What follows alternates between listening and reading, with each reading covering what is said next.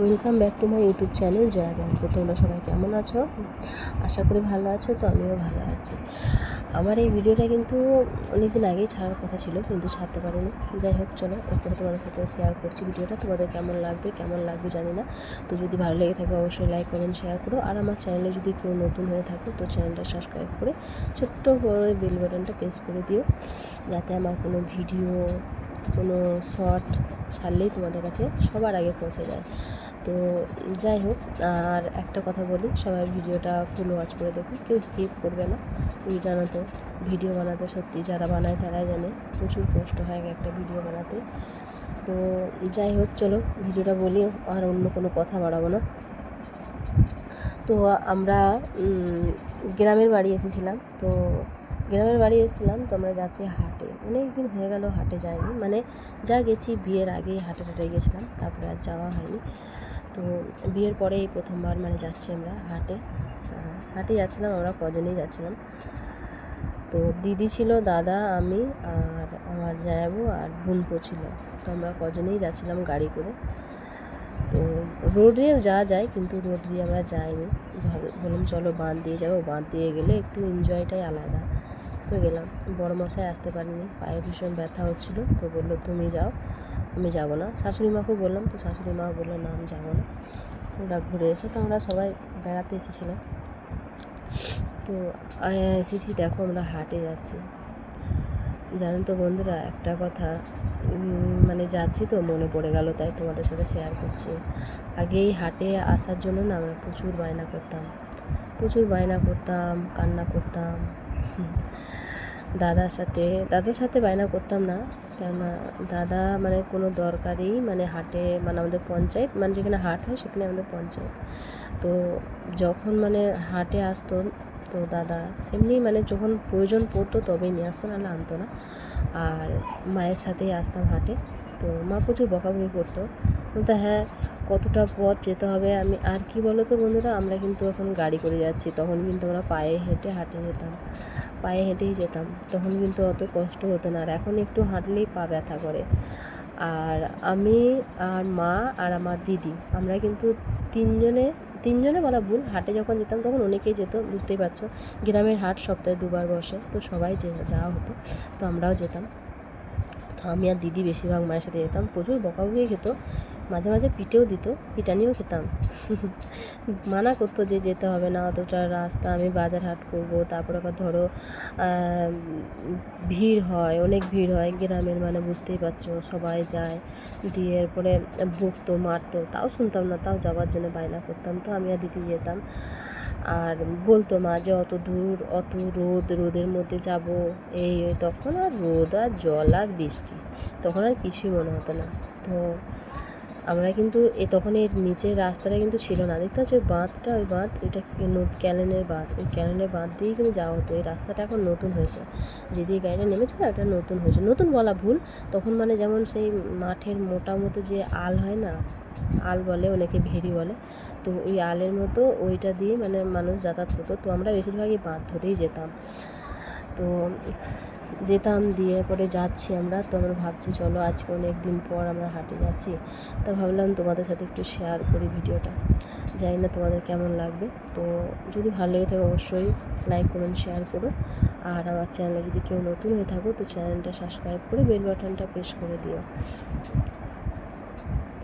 দেখো বন্ধুরা, কী বলো তো, গ্রামে এলে এই এত সুন্দর এরকম খোলা মেলা, চারিধার সবুজ, এই জিনিসগুলো আমার কিন্তু সত্যি খুব ভালো লাগে। আমি প্রচুর মিস করি। আমরা গ্রামে মানুষ হয়েছি, তো আমাদের গ্রামটা আমাদের সত্যি খুব ভালো লাগে, প্রচুর ভালো লাগে। ওখানে বাতাস বলো, যে কোনো জিনিস আমার খুবই মানে মধুর মতো লাগে। আর চারিদিকে দেখো কত সুন্দর লাগছে। জানি না কার কেমন লাগে, কিন্তু আমার ভীষণ ভালো লাগে। আর দেখো কত সুন্দর, দেখো পুরো সবুজ একদম। কিন্তু খুব রোদ, দেখতে পাচ্ছ রোদ আছে, কিন্তু তাও দেখো সুন্দর। তো আমরা পাড়ার ভেতরে ঢুকে গেছি, মানে আর বেশি দূর নয়, হাটের মানে কাছাকাছি চলে এসেছি। তো হাটের ভেতরে ভিডিওটা আমি দিতে পারলাম না, কেননা গাড়ি থেকে নামার পরেই দেখছি অনেক মানে সামনে প্রচুর ভিড় হয়ে গেছে। তারপরে দিদির মানে বোনপো ছোটো, তো বায়না করছে করে নাও বলে, তা ওকে আবার কোলে নিলাম বলে আমি আবার ভিডিওটা আর বেশি বড় করলাম না আর দেখালাম না। এখানে গাড়িটা থামলো, একটা কুকুর ছিল, কুকুরটা আস্তে আস্তে করে পেরোলো, তারপর টোটোটা পেরোলো, তারপর আমরা পেরোচ্ছি। মানে মানে নিজের নিজের পাড়া, বুঝতে পারছি নিজের পাড়া একদম ডনের মতো শেরের মতন পার হলো। পার হওয়ার পরে আমরা আবার আস্তে আস্তে বেরিয়ে যাচ্ছি, তারপর টোটোটাও দাঁড়িয়ে আছে, ও যাচ্ছে আস্তে আস্তে করে গেল, তারপরে আবার টোটোটা পেরোলো, তারপর আমরা যাচ্ছি। দিয়ে আবার যাচ্ছি আমরা যেতে যেতে আবার সে আগে না কী বলো তো, এখানে তো আমাদের অনেক আম গাছ ছিল, আমাদের না সরি ভুল হয়ে গেছে বলাটা, আগে না অনেক আম গাছ ছিল, প্রচুর আম গাছ ছিল। আর আমগুলো না আম গাছে আমগুলো হতো একদম নিচে নিচে হতো, আমরা যেতাম তো মা বলতে এই গাছে হাত দিবি না, বকবে, ওরা দেখতে পেলে বকবে বকবে বকবে, জানো তো একদম পুরো নিচে মাথায়। যখন আমরা হাঁটতাম তো, ছোটো ছিলাম, হাঁটতাম, আমাদের মাথার মধ্যে ঠেকে যেত আমগুলো, আর আমার কী ভালো লাগতো। ওরে হাত দিয়ে শুধু হাত দিয়ে দিতাম, দিয়ে যেতাম, তুলতে পারতাম না, ভয় পেতাম, বলতো চারিদিকে ক্যামেরা লাগানো আছে, বকা দেবে, ধরে নিয়ে যাবে, এ করে জানো তো মারা ভীষণ রকমভাবে ভয় দেখায় যাতে না বদমাশি করে বলে নানা রকম বলতো। আর আমাদের কেমন লাগতো। দিয়ে এবারে গেলাম, দেখছি সেরকম একটা আম গাছ নেই, কেটে দিয়েছে, যে ঘর বাড়ি হয়ে গেছে, অনেক ঘর হয়ে গেছে। তখন এত ঘর ছিল না, ছিল কিন্তু খুব অল্প। তো সে আম গাছগুলো আমি দেখলাম, তো দেখছি আর নেই, আগে যেমন ছিল না ওরকম আর আম গাছগুলো নেই। তো চলো আমি আর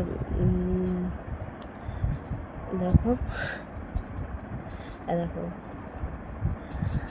তোমরা পাড়ার ভেতর দিকে বেশি দূর নেই, কিন্তু আর চলে এসেছি, কাছে আছে, আর অত দূর নেই। তো যেতে যেতে একটা কথা মনে পড়ে গেল আমার, আগে হাটে এলেই না আমরা সেই বাদাম ছাপা বলে, জানি না তোমরা কি বলো, আমরা তো বাদাম ছাপাই বলি, পাটালি বলে অনেকে, পাটালি বলে, আমি কিন্তু বাদাম ছাপা বলি, অনেকে কিন্তু পাটালিই বলে ওটা, তো আমি বাদাম ছাপা বলি। আমার কিন্তু ওটা খুব প্রিয়, জানো তো। যখন আমরা হাটে যেতাম কিনে দিত মা, কিনে দিত, তারপর দাদা হাটে এলে নিয়ে যেত, তো কিনে দিয়েছিল। তো খেতে খেতে না আমরা যখন মা কিনে দিত তখন খেতে খেতে চলে আসতাম। তো এবারে যখন হাটে গেছি, গোটা হাট ঘুরলাম, বাদাম ছাপা আগের মতন যে বাদাম পাটালিটা সেটা কিন্তু নেই, দেখছি সেই বানিয়েছে, মটরের বানিয়েছে, আর মোটা মতো, ভালো লাগে না যেন, দেখলাম, দেখে কিনেছিলাম, কিন্তু অত ভালো লাগে না আগের মতো, যে সুন্দর যে সুস্বাদু জিনিসটা সেটা নেই। দেখো দেখতে পাচ্ছি বন্ধুরা, এই দেখো আম গাছগুলো, এই যে ভেতরে পার্ক, এটা কিন্তু এখনও সেম আছেই।